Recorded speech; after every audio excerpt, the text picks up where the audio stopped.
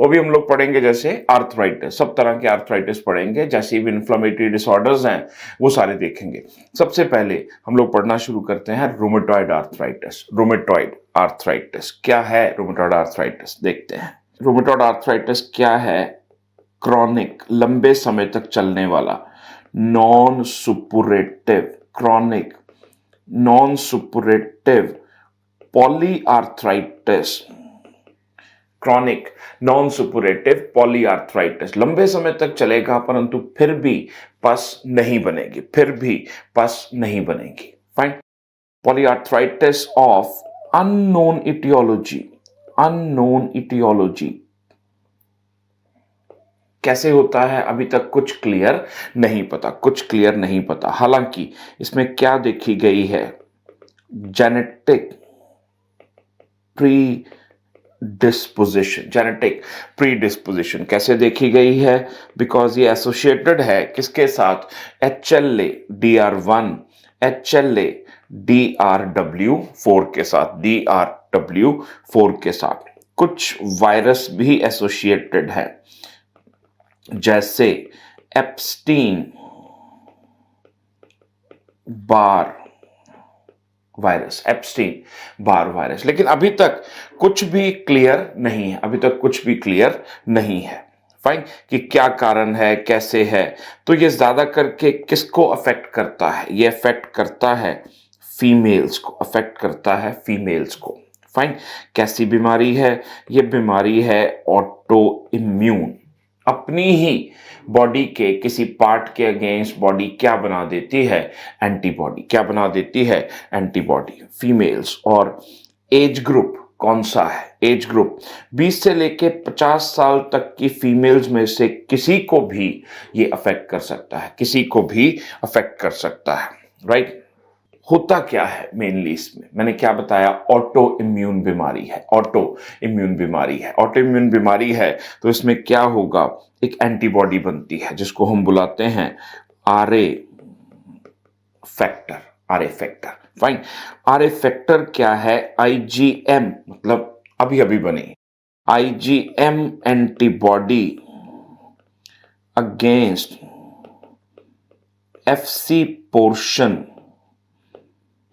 of IgG antibody, FCC portion of IgG antibody, FC portion of IgG antibody.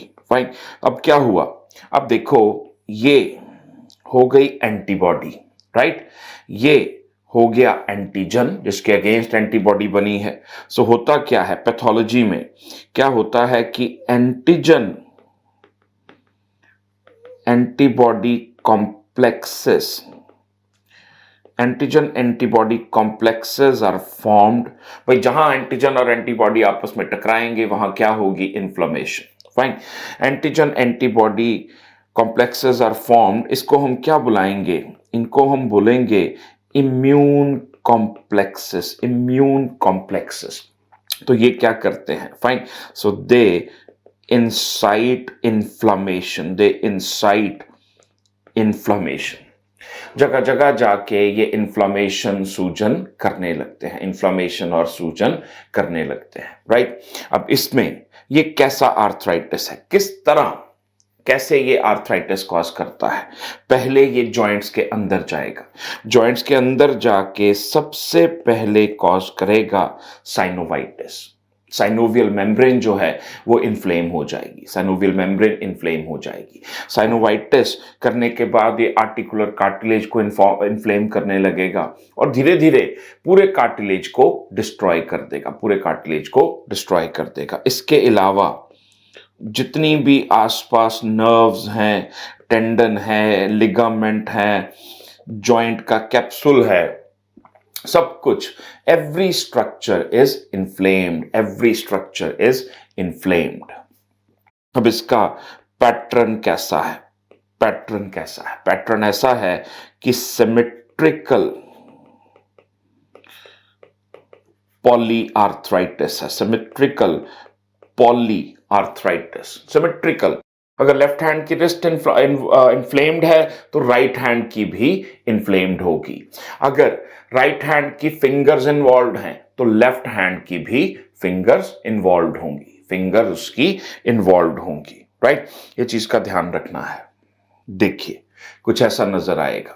सब तरह के joints, synovial joints inflame हो सकते हैं। कोई भी साइनोवियल जॉइंट रुमेटॉइड आर्थराइटिस से ज्यादा करके बचता नहीं है। काफी सारे जॉइंट, इवन कार्टिलेजिनस जॉइंट भी इन्फ्लेम हो सकते हैं।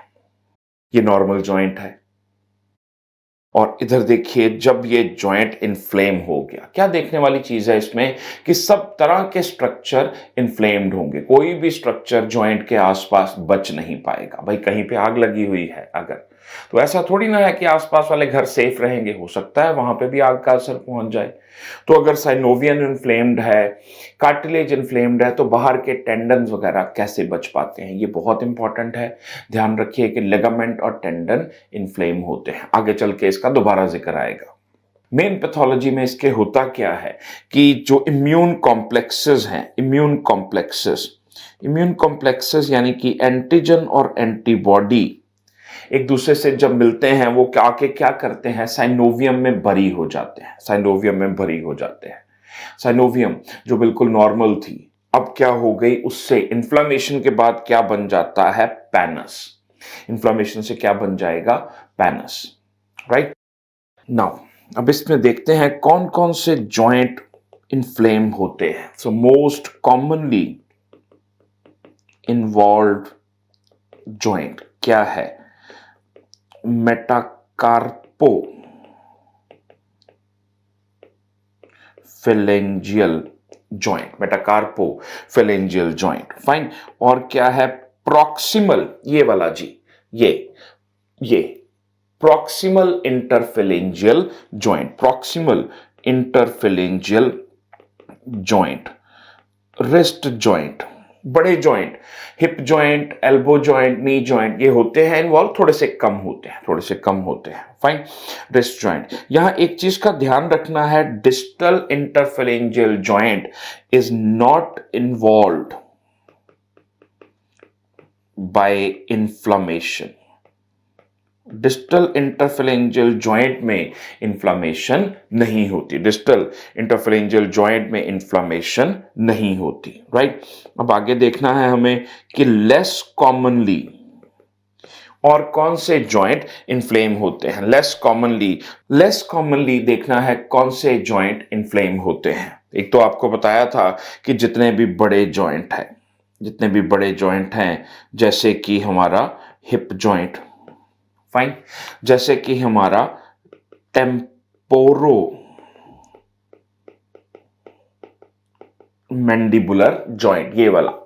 तो जब भी ऐसे करके मरीज मुंह खोलेगा, टक टक की आवाज आएगी, क्योंकि ये जॉइंट इन्फ्लेम होने के बाद कई बार पूरा डिस्ट्रॉय हो जाता है। तो ये जॉइंट ही नहीं रहता, बोन्स ढीली पड़ जाती हैं यहां पे, राइट।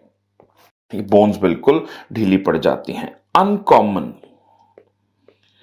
अनकॉमन इन्वॉल्वमेंट, ये इंपॉर्टेंट है। ज्यादा करके ये अपेंडिकुलर स्केलेटन को इन्वॉल्व करता है, बट कई बार सेंट्रल एक्सियल स्केलेटन को भी इन्वॉल्व कर लेता है, फाइन। तो उसमें किसको इन्वॉल्व करेगा, ये उसमें इन्वॉल्व करता है ये सर्वाइकल स्पाइन को। किसको, अटलांटो एक्सियल जॉइंट। आपका मरीज बोलेगा मुझे सिर के पीछे वाले हिस्से में दर्द हो रहा है, चक्कर आ रहा है, फाइन। सो ये हालांकि इन्वॉल्वमेंट अनकॉमन है, परंतु फिर भी ये पाई जाती है, राइट। लंबे समय तक जब कोई भी इन्फ्लामेशन चलेगी तो क्या होता है, देखो क्रॉनिक इन्फ्लामेशन के बाद क्या आएगा, फाइब्रोसिस के बाद क्या आएगा, कॉन्ट्रैक्चर। तो आपके पेशेंट में रूमेटॉइड आर्थराइटिस में बहुत सारी डिफॉर्मिटीज आ जाती हैं। वो डिफॉर्मिटीज हमें एक एक करके देखनी है, बहुत इंपॉर्टेंट है। एग्जाम में शायद ही कोई ऐसा साल हो जब ये किसी ना किसी एग्जाम में ना पूछी गई हो। नीट पीजी में पूछ लेते हैं, एफएमजी में पूछ लेते हैं, एक एग्जाम में नहीं पूछा तो दूसरे में पूछ लेते हैं। ये डिफॉर्मिटीज बहुत इंपॉर्टेंट है, कैसे देखना है और क्या क्या देखना है। देखो जी, ये आपका क्या हुआ, ये हुआ डिस्टल इंटरफेलेंजियल जॉइंट जी। ये आपका क्या हुआ, प्रॉक्सिमल इंटरफेलेंजियल जॉइंट। और ये क्या हुआ, मेटाकार्पोफेलेंजियल जॉइंट, फेलेंजियल, फैलेक्स, मेटाकार्पल्स, फाइन। तो मेटाकार्पोफेलेंजियल जॉइंट, फाइन, ये मैंने बताया था मोस्ट कॉमनली इन्वॉल्व है। अब आप ध्यान दीजिए यहां पे क्या हो रहा है, डिस्टल इंटरफेलेंजियल जॉइंट पे हो रही है फ्लेक्शन। मन में आ रहा होगा कि अभी तो बोला था कि डीआईपी में कुछ नहीं होता, डीआईपी में इन्फ्लामेशन नहीं होती, परंतु डिफॉर्मिटी जरूर हो सकती है। आगे एक इमेज दिखाएंगे, वो कारण बताएगा कि क्यों इन्फ्लामेशन होती है। देखो जी, तो इसमें क्या हुआ, सिर्फ फ्लेक्शन, फ्लेक्शन हो गई, फाइन। तो इसको हम क्या बुलाते हैं, मैलेट फिंगर। मैलेट मतलब हथौड़ा। तो ये फिंगर कैसी हो गई, ऐसे, फाइन, ऐसे कैसे, क्योंकि डीआईपी जॉइंट पे क्या हो रखी है, फ्लेक्शन, बाकी सब कुछ नॉर्मल है। तो ये फिंगर बिल्कुल हथौड़े की तरह हो गई, हथौड़े की तरह हो गई, फाइन। तो पहली डिफॉर्मिटी तो हमारी ये हुई, क्या हुई, mallet finger, right. Mallet finger मतलब flexion at distal interphalangeal joint. आगे चलते हैं, अब देखिए फिर से वही मेटाकार्पोफेलेंजियल जॉइंट, फिर से वही प्रॉक्सिमल इंटरफेलेंजियल जॉइंट, फिर से डिस्टल इंटरफेलेंजियल जॉइंट। देखिए इसको हम क्या बुलाते हैं, बॉटूनेयर डिफॉर्मिटी। ये रही बॉटूनेयर डिफॉर्मिटी। बॉटूनेयर डिफॉर्मिटी में आप देख ही सकते हैं सामने क्या लिखा गया है, पीआईपी जॉइंट पे आप देखिए क्या है, flexion. DIP joint, distal interphalangeal joint पे आप क्या देखें, क्या है, हाइपर एक्सटेंशन। ये देखो जी, मेरा प्रॉक्सिमल इंटरफेरेंजियल जॉइंट देखिए, इस पे क्या हो रखी है, फ्लेक्शन, फ्लेक्शन। अगर मैं इसको सीधा कर देता हूं तो अब प्रॉक्सिमल इंटरफेरेंजियल जॉइंट पे क्या हो रखी है, एक्सटेंशन। मतलब मैंने फिंगर को एक्सटेंड कर लिया, फिंगर को एक्सटेंड कर लिया। आगे चलते हैं, फिर क्या आएगा, swan neck deformity. Swan neck deformity थोड़ी सी अलग है इससे, ये दोबारा देखेंगे, चिंता मत कीजिए। देखो जी, ये क्या है आपका, पीआईपी। अब पीआईपी जॉइंट पे क्या हो रखी है, आप देखिए इधर हाइपर एक्सटेंशन। आप देखिए कि डीआईपी जॉइंट पे क्या हो रखी है, आप देखिए क्या है, डीआईपी जॉइंट पे हो रखी है फ्लेक्शन। तो ये पहले वाले से बिल्कुल ही उलट हो गया। एग्जाम में आपको ये पहचानना आना चाहिए, राइट। आगे देखते हैं आप पहचान पाते हैं कि नहीं। देखिए, अब ध्यान से देखिए, ऐसे, ये क्या हुआ जी, डिस्टल इंटरफेलेंजियल जॉइंट, क्या है, फ्लेक्शन। ये क्या हुआ जी, प्रॉक्सिमल इंटरफेलेंजियल जॉइंट, क्या है यहां पे, हाइपर एक्सटेंशन, हाइपर एक्सटेंशन। तो ये क्या हुई, कौन सी deformity, swan neck deformity, swan neck deformity. देखो जी, स्वैन नेक डिफॉर्मिटी, एक और इमेज देख लीजिए जहां से आपको समझ आए, जिस इमेज से, राइट। देखो जी, और देखते हैं स्वैन नेक डिफॉर्मिटी। भाई स्वैन, बतख का देखिए नेक जो है टेढ़ा मेढ़ा सा होता है, वैसे ही बेचारे मरीज की फिंगर हो जाती है। देखो जी, यहाँ पे स्वैन नेक डिफॉर्मिटी, यहाँ पे swan neck deformity, boutonniere deformity. देखो जी, flexion, hyperextension, fine, flexion और हाइपर एक्सटेंशन। यहाँ पे क्या हो गया, हाइपर एक्सटेंशन, यहाँ पे क्या हो गया, फ्लेक्शन, उलट पलट। बार बार इसलिए दिखा रहा हूं ताकि आपको याद हो जाए, इंपॉर्टेंट है। ये कारण है जिसके कारण रंग बिरंगी डिफॉर्मिटीज आती हैं, कहीं पे फ्लेक्शन, कहीं पे हाइपर एक्सटेंशन। जितने आसपास नर्व्स एंड टेंडन है, फाइब्रोज हो जाते हैं, कॉन्ट्रैक्ट हो जाते हैं, कई बार कॉन्ट्रैक्ट होने के कारण कट फट जाते हैं। तो ये रंग बिरंगी डिफॉर्मिटीज इस तरह आती हैं। फिर से कंपेयर कर लेते हैं फटाफट। PIP joint, hyperextension swan neck में, बॉटूनियर में flexion, DIP joint flexion swan neck में, फाइन, बॉटूनियर में हाइपर एक्सटेंशन, और मैलेट फिंगर में लास्ट में जाके सिर्फ क्या हो गया जी, आपका व्हाट दे कॉल, फ्लेक्शन आ गई डीआईपी जॉइंट पे।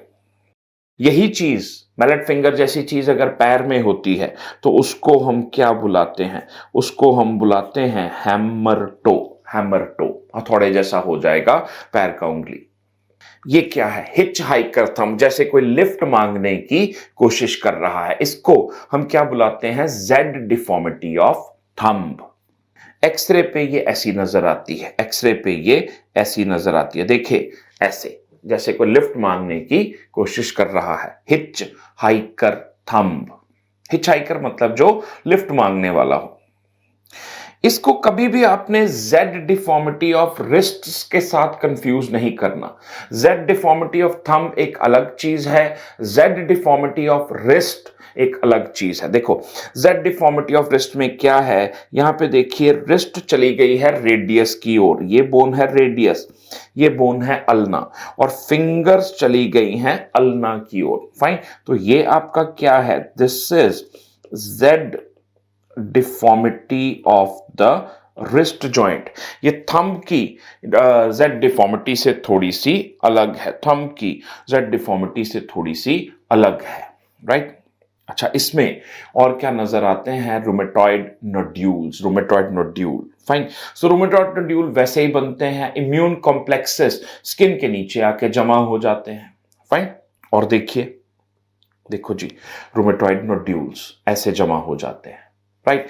रूमेटॉइड नोड्यूल्स का क्या स्पेशल है, पहली बात, so they are most commonly seen over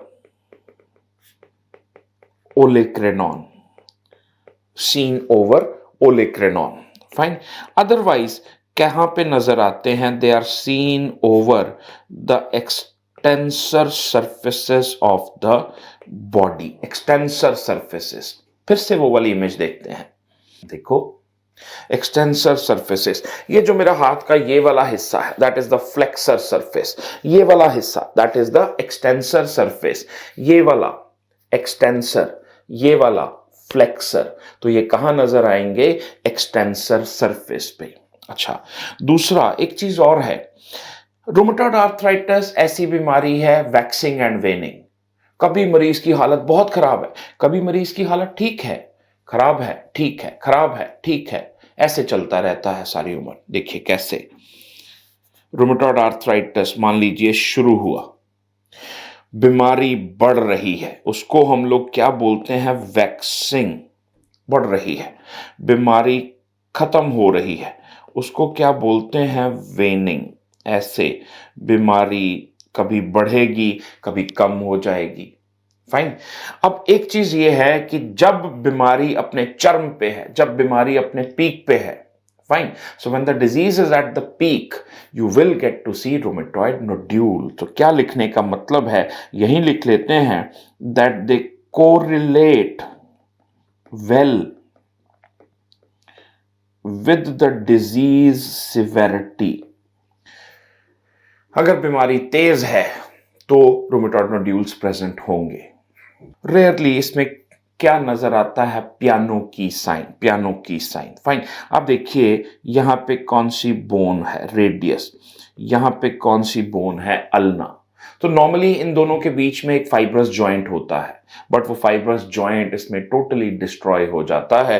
तो पिंग पोंग कीज की तरह आप रेडियस को दबाएंगे, रेडियस नीचे दब जाएगी, अल्ना को दबाएंगे, अल्ना नीचे दब जाएंगी, तो दोनों के बीच का जॉइंट डिस्ट्रॉय हो जाएगा। क्या बोलते हैं इसको, पियानो की साइन, पियानो की साइन, राइट। आगे चलते हैं, अब इसका डायग्नोसिस कैसे बनाना है, डायग्नोसिस कैसे बनाना है, राइट। देखो जी, इन्वेस्टिगेशन में एक तो चीज, जहां पे भी क्रॉनिक इन्फ्लामेशन होती है वहां पे ईएसआर और सीआरपी के लेवल तो बढ़े हुए ही होते हैं, राइट। दूसरा, आरए फैक्टर, आरए फैक्टर के लेवल्स भी हाई होंगे, और ये भी जब बीमारी अपने पीक पे है तो आरए फैक्टर के लेवल थोड़े ज्यादा होंगे। फाइन, बट क्या है, ये बहुत ज्यादा स्पेसिफिक एंटीबॉडी नहीं है। तो स्पेसिफिक एंटीबॉडी कौन सी है, स्पेसिफिक एंटीबॉडी है एंटी सिट्रुलिनेटेड प्रोटीन, या क्या बोल देते हैं पेप्टाइड एंटीबॉडी, एसीपीए। ये इसको हम लोग क्या मानते हैं, इसको हम लोग थोड़ा स्पेसिफिक मानते हैं, इसको हम लोग थोड़ा सा स्पेसिफिक मानते हैं, राइट। एक्सरे पे, एक्सरे पे आपको क्या नजर आएगा, जक्स्ट्रा आर्टिकुलर, मतलब जॉइंट के आसपास से थोड़ी सी हड्डियां कम नजर आएंगी, जक्स्ट्रा आर्टिकुलर ऑस्टियोपीनिया। क्या कारण है इसका, देखो जॉइंट क्या है, इन्फ्लेम्ड है, तो जहां पे इन्फ्लामेशन है वहां की ब्लड सप्लाई थोड़ी सी बढ़ जाती है। ब्लड सप्लाई कैसे आएगी, ब्लड सप्लाई आएगी ब्लड वेसल्स के साथ। ब्लड वेसल्स कैसी चीजें हैं? पतली पतली नरम नरम सी चीजें हैं, मतलब उनकी डेंसिटी कम है। तो एक्सरे पे भी उनकी डेंसिटी कम ही नजर आएगी। इसीलिए क्या होगा, हड्डी की जगह पे, हड्डी को बोलेंगे हड्डी को पीछे करो, ब्लड वेसल को आने दो। तो ब्लड वेसल नरम है। कहां तो हड्डी मजबूत थी एकदम जब बहुत ज्यादा ब्लड वेसल नहीं थी, और अब क्या है, बहुत सारी ब्लड वेसल्स हैं। बहुत सारी ब्लड वेसल अगर आएंगी तो टोटल बोन की डेंसिटी कम हो जाएगी। तो जॉइंट के आसपास क्या नजर आएगा? ऑस्टियोपीनिया। एक्सरे पे और क्या आपको नजर आएंगी? रंग बिरंगी डिफॉर्मिटीज, वही स्वैन नेक, बॉटल, जो बॉटल डिफॉर्मिटी, ये सब चीजें नजर आएंगी। रेयरली आपके मरीज में क्या हो सकती है? Wind SVEEP deformity. Windswept deformity, fine. Windswept deformity में क्या होगा? वही एक पैर वेल्गस में, एक पैर वेरस में। रिकेट्स में होती है मोस्ट कॉमनली, परंतु इसमें भी हो सकती है wind sweep. Valgus in one feet, varus in other feet, rare होती है। अब ऑल सेड एंड डन, हमें इसका ट्रीटमेंट करना है। ट्रीटमेंट के लिए हम लोग क्या देंगे? हम लोग शुरुआत करते हैं non steroidal anti inflammatory drug से। अगर उससे फर्क नहीं पड़ता है शुरू में मरीज को, फाइन, क्योंकि ये ऑटोइम्यून बीमारी है तो हमें दे देनी चाहिए, दे देते हैं क्या? Disease modifying anti rheumatoid drugs. उसमें से ड्रग ऑफ चॉइस क्या है? मिथोट्रेक्सेट। मिथोट्रेक्सेट और भी नई नई आ गई हैं, देखते हैं कौन सी। Disease modifying anti rheumatoid drugs, सभार किसी जगह से लिया गया है ये, उसमें सब तरह की, ये देखो आप ऐसे याद कर सकते हैं। ये क्या है? Disease modifying anti rheumatoid drugs.